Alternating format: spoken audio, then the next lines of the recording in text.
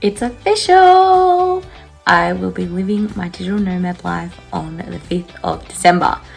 But for this week, I wanted to take you through what my week looked like, highs and lows of energy. So I just filmed bits and pieces throughout my week, and I really just want to share with you how it all went down. Started in Wilson's prom. The funny thing about going to Wilson's prom was the last time I went was like, this is the last time I'm going to see Wilson's prom before I go traveling. But the time I went now, last weekend, is the last time I'll be going for a while. So let's see how my week went.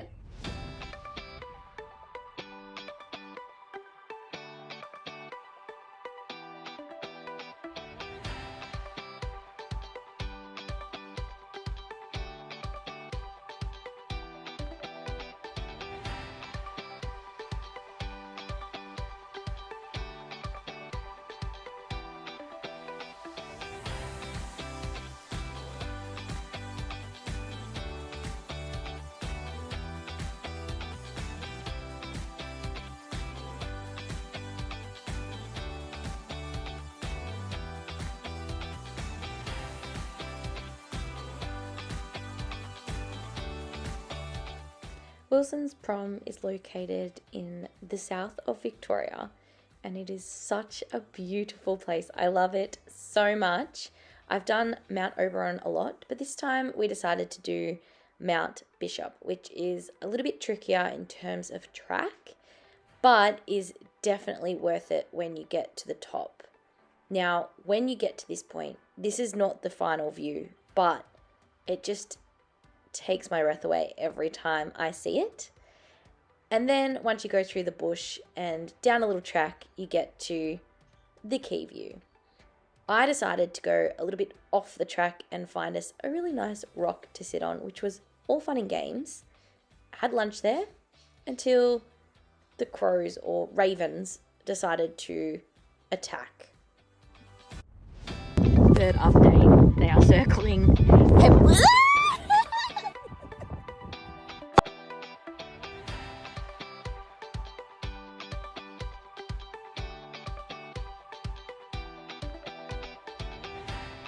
It's fun. I've had enough. I'm done. I've really ruined the day. Started Sunday with a hike, and got bullied by some crows, so now we're leaving. We're on our way back, but it's very beautiful.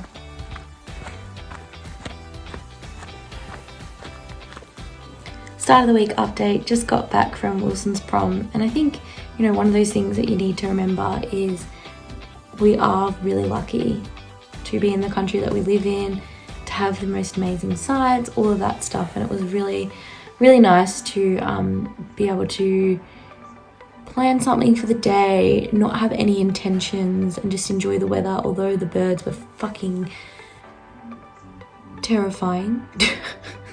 Excuse my language. It was really good just to go with a friend and, have those chats along the way and talk about life. And I am a very deep person. I do like having really deep conversations and talking about connection, and it was really nice to sort of have that. And I think, not everyone's going to have an outlook on life as you. And I think that's one of the things that I've learned a lot in the last probably 2 years is connection with someone can look very different, and different relationships are for different purposes. And I think what I love about building relationships is you start to understand where people come from. And what I was saying to my friend was, to me, I don't need to change someone's opinion about a certain thing, but if I can sort of help people see things from a different perspective and build on that open mind, that's what matters. Like, that's what I really like to do. And I feel like I was talking about this last week around the whole sitting on the fence, when you're sitting on the fence around an opinion. And to me, if I sit on the fence and see it from different sides, of course, depending on the opinion, don't get me wrong, but if I am seeing it from a really sort of a level where I can empathize with both sides, it does make it really easy to build connections with people, because you sort of don't judge them based on where they think and feel. And I had a human design reading a couple of weeks ago, and it talked about my love. I will love no matter what that person is, and I love without judgment. And I think this is a really interesting concept around, you know, building connections with people and seeing their sides of the story. So I just really wanted to share that, because I think I have very different conversations with very different people around very different things, but my opinion always stays the same, and what I talk about always stays the same in terms of how I feel about things. But the one thing that I really want you to take away from what I'm saying right now is people do things for a certain reason, and if you can try and empathize with that reason and connect with that person through communication, it makes it a lot easier to see different sides of the story. So that's sort of what I want to share, and that's what I was talking a lot about today. And I love those chats where you're just walking through the bush or walking on a track and you just have those really deep conversations with people, and that's what I love. I don't know about anyone else, but I love a good D&M. Okay, Monday update. Went to the gym. That was good. It was good to get to the gym. I actually did some intention setting for November, which is all about self-love in November. So I just really want to start connecting with myself, which I did start doing in October. For my business, my goal is to make a 10k month in November, and really get back on track with my health, because I didn't eat very well in October. I did get my period in October though, so it was a good month for that. Some wins in October were my podcast getting to the top 100 in Australia for marketing,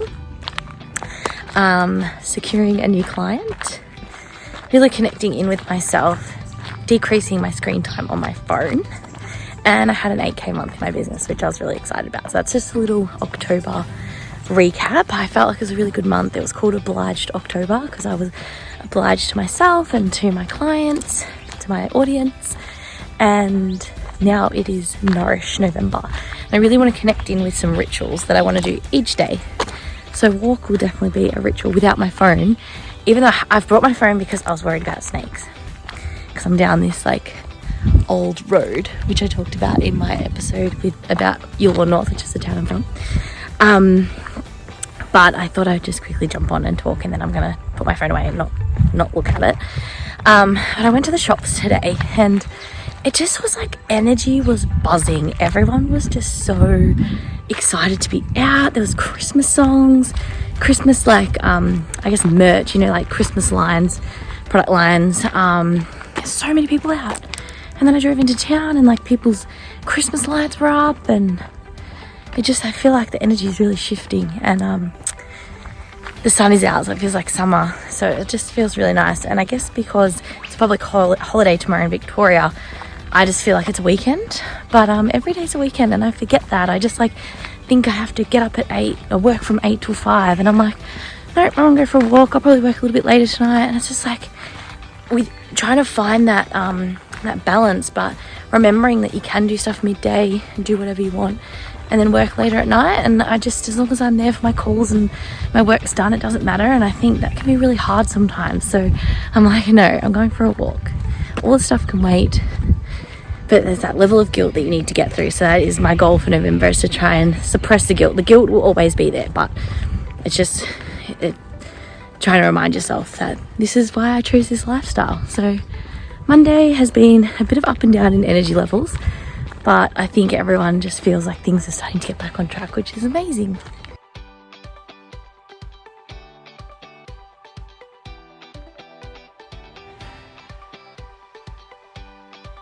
Okay, so it's a public holiday, Melbourne Cup Day in Australia.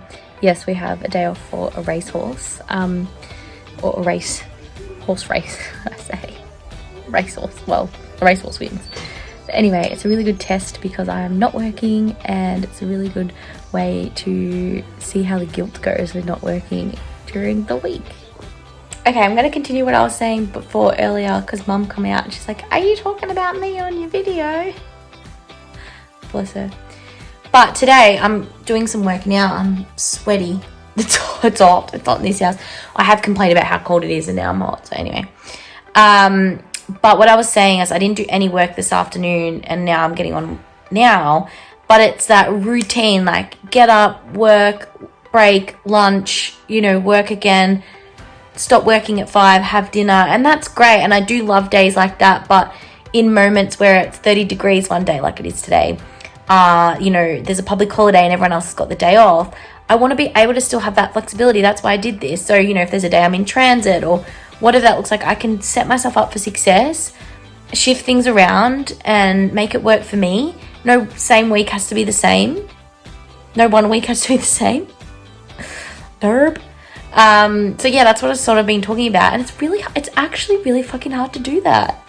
It's not easy. And I'm not whinging, but I'm just saying, like, if you're in the same position where you're sick of routine and you want to change it up, if you're working from home during COVID and you have a little bit more flexibility, or if you are working for yourself, like, that guilt does stick around for a while, but just trying to push past it and having that inner self-talk. So I've been saying to myself, it's okay, you'll get it done, it's okay. And it's like, I'm probably going to have to say this to myself for the rest of my life, but it's always going to be a battle, and that's why I chose this lifestyle. So that's a really good reminder if you're in the same position as well. So we're up to Tuesday, and it's interesting how my energy's been shifting this week, like really like this, honestly, like within the space of hours. It's crazy.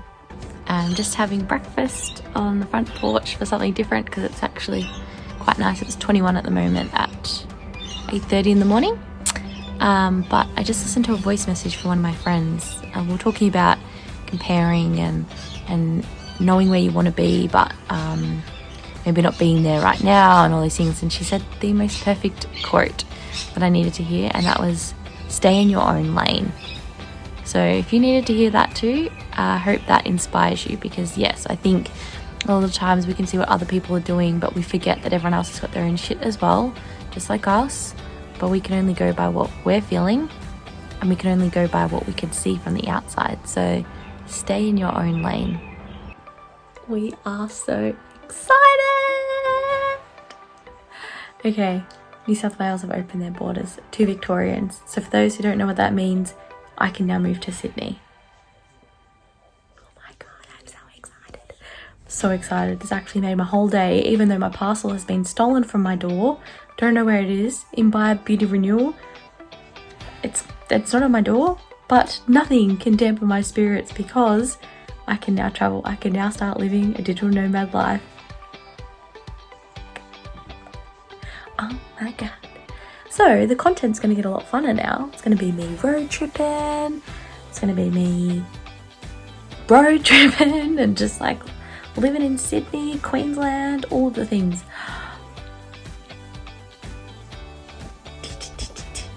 Yes. I'm so excited. All right, well, since the borders got announced that they're opening, I have decided to go through all of my shit. Of course, that's exactly what you do. So that is what I'm doing today. Going through all my clothes. Found some fun things. It's funny because I moved from Melbourne back to Gippsland in May. Cleaned out then. No, there's still way more cleaning out to do. There is so much stuff that I have. It's just absurd. So they're all the clothes that I'm just going to leave at my parents' house. The old sticky bra.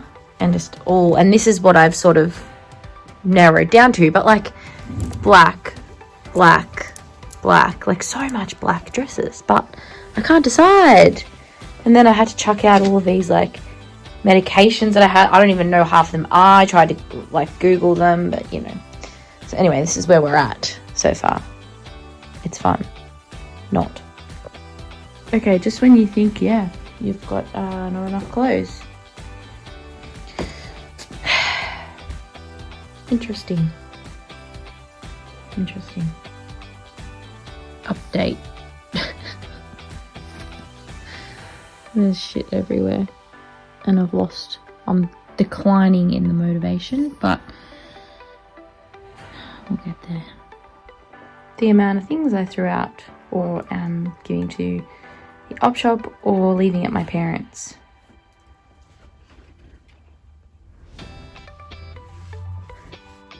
There's another one. I still have to go through this room, but that's just office things. I just bought one of these. So I'm filming holding the little grip. This is great. Who would have thought working for yourself, working from home, you would hurt yourself? I think I have carpal tunnel. I'm not sure. I feel very Sharon Strzelecki from Kath and Kim. If you have not seen that, I'm linking it somewhere because in the famous words of Sharon Strzelecki, I'm here if you need. What the hell? It's really sore.